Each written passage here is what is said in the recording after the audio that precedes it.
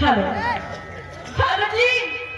हाँ जी यहाँ ही आवत ही हो छोटका आवा हो नंदोई। आई गए हो मोर भौजाई हाथ में प्यारो सो माता बहनों हे गंधे वाले बच्चों अब आप लोग ध्यान दें। अब आप लोगों के सामने यार मिस्टर झंझटी लाल फिर का नाम है अंधेरी रात में दिया तेरे हाथ में हंसूगा मुस्कुराता हुआ भैसा प्रेम किया प्रेमी से दिल दिया तो और जाना तुम्हारी याद में लाला बाजार दिया छोड़ गाने के बोल हमारे साहब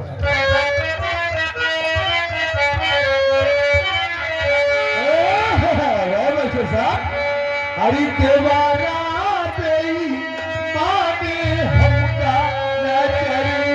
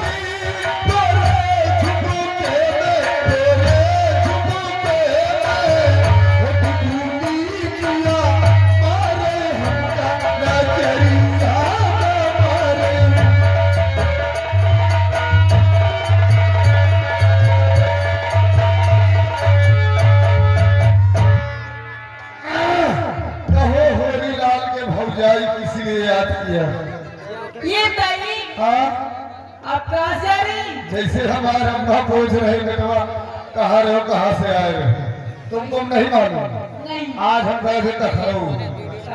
हाँ लखनऊ गई सिविल लाइन मार्ग एक छोटा सा कस्बा पड़ता है जिसे लोग लखनऊ कहते हैं। अच्छा लगे चलो रह गई थी हाँ करा डॉक्टर का किससे मारोगी थक जाओगी चली जाओ पुलिस स्टेशन वहाँ कोई सिपाही दो चार डंडे मरवा लेना उसका काम भी पूरा हो जाएगा आपका भी काम पूरा हो जाएगा।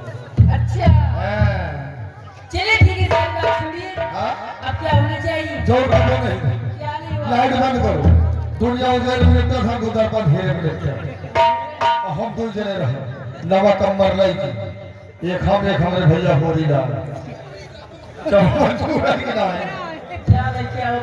कमरवा लेके लौटा जाते हैं रास्ता में रवि का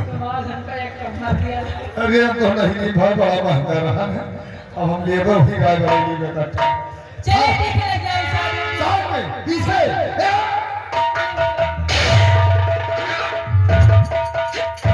या बताओ तुम कहे बाहर लगा था यार हम तो सोचा मौका मिला उद्घाटन करी चल जाएगी